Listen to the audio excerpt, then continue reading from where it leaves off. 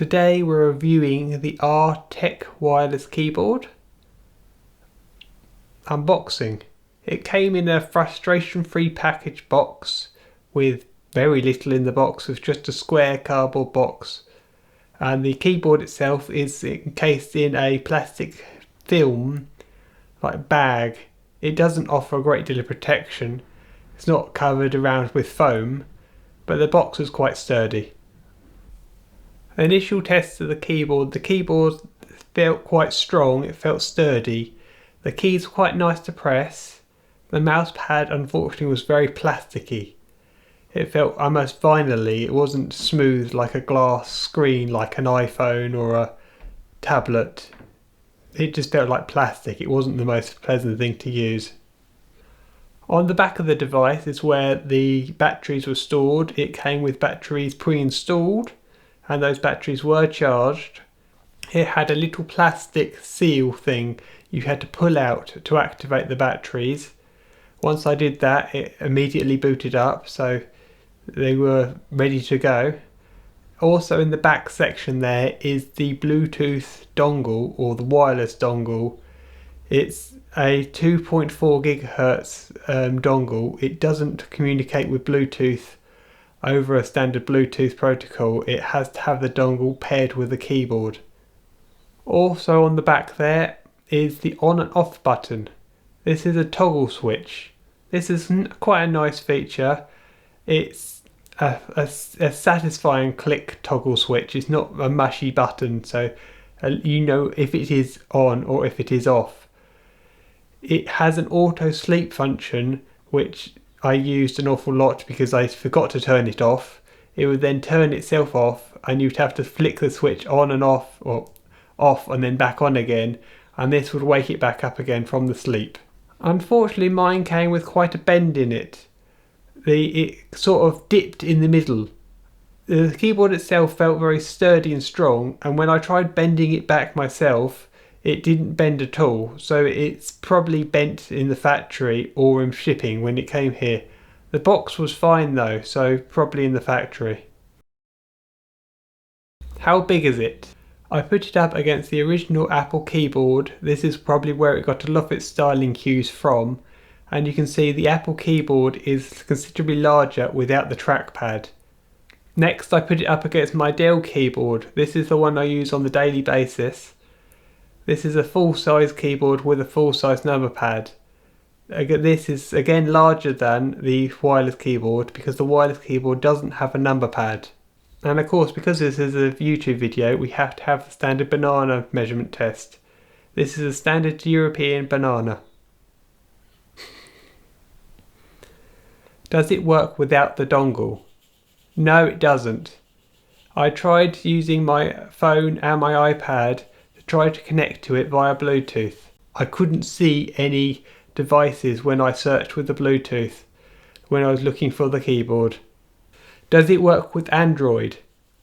Yes, it does, but you need to plug the dongle into the phone.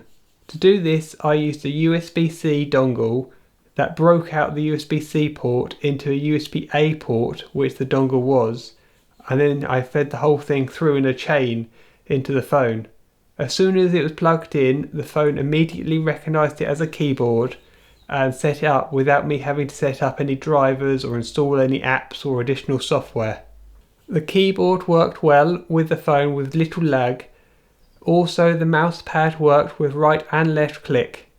I didn't have any problems using the mouse with the phone. Both the left and the right click worked.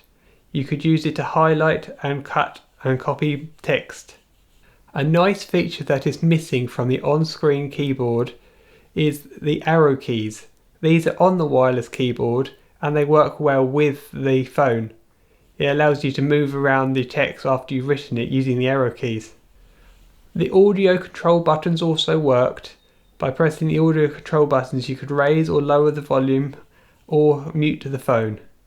This would be useful for a media application, say if your phone was attached to the telly. Does it work with an iPad Pro? Yes, it does, but you have to use the dongle again. I plugged the wireless dongle into an adapter that allowed it to be adapted to USB-C and then plugged that into the iPad Pro. The iPad Pro had no problems finding the keyboard, and it immediately accepted it as soon as it was plugged in. The audio control buttons worked with this. It allowed you to raise and lower the audio. It also allowed you to raise and lower the brightness using those dedicated buttons on the keyboard. The mouse worked well without a great deal of lag. It had left and right mouse button controls, so you could right click on things and copy and paste them. Does it work with a laptop? I'm running a Windows 10 laptop here, and I plugged the dongle into the USB port and then it immediately found the keyboard. I did not need to install any drivers or additional software. Once installed, both the mousepad and the keyboard worked, but it doesn't disable the mousepad and keyboard on the laptop, so you can move from one to the other seamlessly. In Windows 10, it allowed me to adjust the audio levels using these dedicated buttons on the keyboard. Does it work with Raspberry Pi 4? Yes, it does. You plug the dongle in and then it works straight away. You do not need to install any additional software or drivers. This is the primary purpose that I bought the device for, and it works well here. It enables the Raspberry Pi box to be a lot more clutter free, because it's all wireless. You no longer need to plug a wireless mouse and keyboard into it to use it.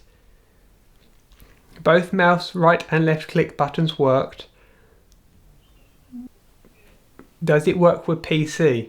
I'm running Windows 10 on a PC and it works just as well as it did on the laptop. You can control it with your keyboard and then move straight over and control it wirelessly without any switching. Both the right and left click buttons work, and so do some of the function buttons such as adjusting the audio levels. My thoughts on the product. My product had a few defects which I wasn't entirely happy about in the bend which I showed earlier in the video. It appears they came this way from the factory, which is a bit disappointing. There was a couple of other features that were less than great. The trackpad on the keyboard is very plasticky, which isn't the most pleasant experience. It's okay if you're using it as an odd thing here to use the mouse, but as a dedicated only keyboard I wouldn't be happy with it. It would just be too irritating. The arrow keys are the silly small up and down with normal left and right size format. This is very irritating. If you're using it as, say, for a gamer, it then irritates you no end because it's too small for your fingers to work with. You'd have to use WASD instead. Apart from that, it seems like a good quality product. It seems sturdy, so I don't think it's going to break on its own. And I didn't have any problems with the wireless connection during any of my testing. It all connected up seamlessly without any issues. I didn't do a range test. I only did them within, say, 3 meters of it, within a room kind of thing. So there was no extended range test. But it was more than adequate for the needs I had for it.